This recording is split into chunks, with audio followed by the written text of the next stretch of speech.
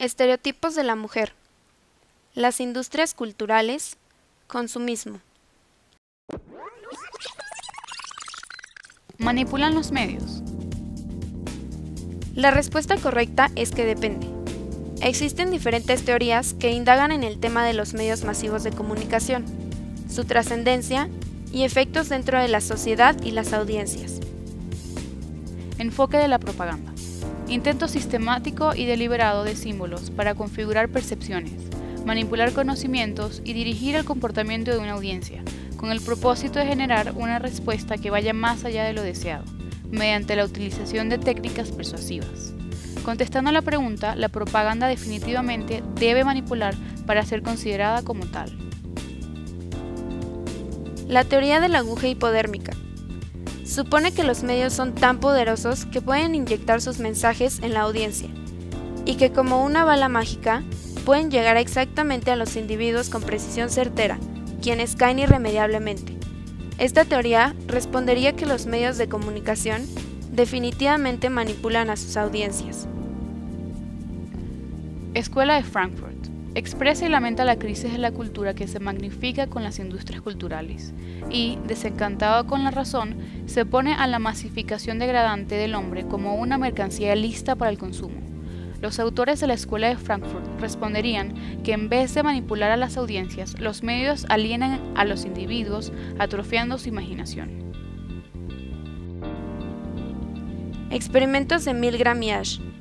Para explicar algunos de los horrores de los campos de concentración de la Segunda Guerra Mundial, el experimento de Milgram estudió los efectos de la autoridad sobre la obediencia, y en el caso del experimento de Ash, el científico estudió la conformidad social entre pares.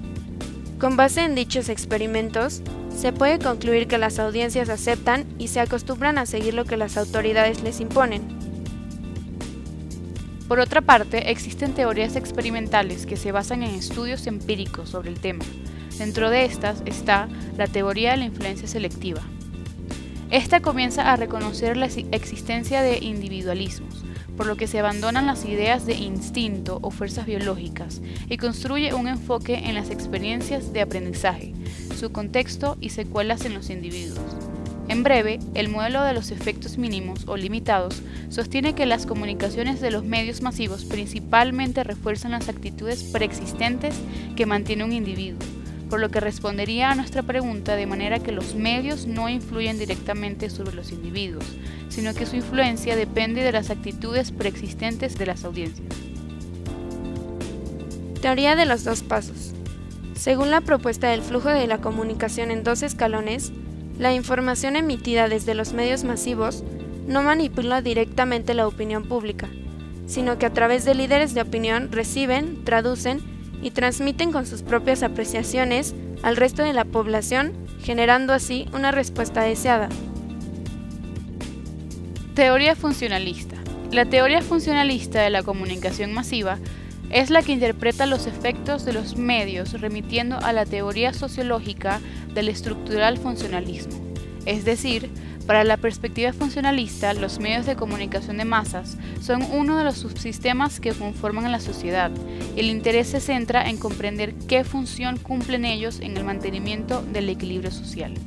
Al responder la pregunta, la teoría funcionalista diría que para entender cómo manipulan los medios, se tendría que estudiar a fondo todos los componentes de la comunicación, como el mensaje, el medio, la fuente y el efecto. Teoría de los usos y gratificaciones.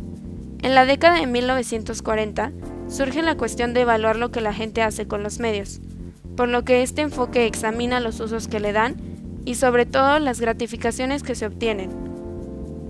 La teoría nos propone que ante las necesidades personales se recurre a la comunicación de masas para satisfacerlas, lo que genera un público activo y selectivo. Por lo tanto, los medios de comunicación manipulan siempre y cuando les den lo que las audiencias buscan.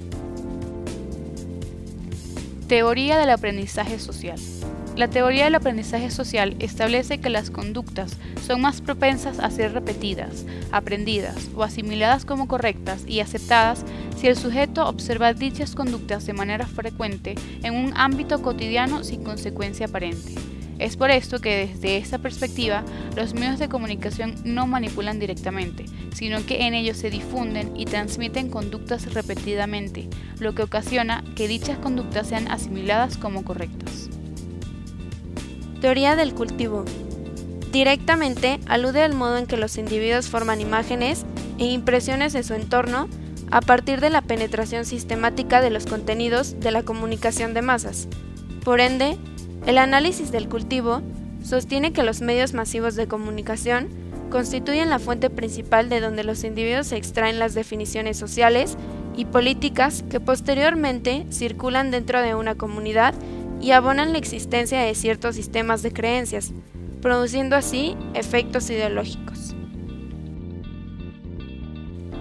Teoría de la espiral del silencio. Noel Neumann nos propone que la gente tiende a comentar lo que piensa cuando hay cierta coincidencia con la mayoría. Sin embargo, si esto no se presenta, entonces el individuo enmudece, ya que en la sociedad existe cierta amenaza y miedo al aislamiento que influye en el comportamiento y expresión pública.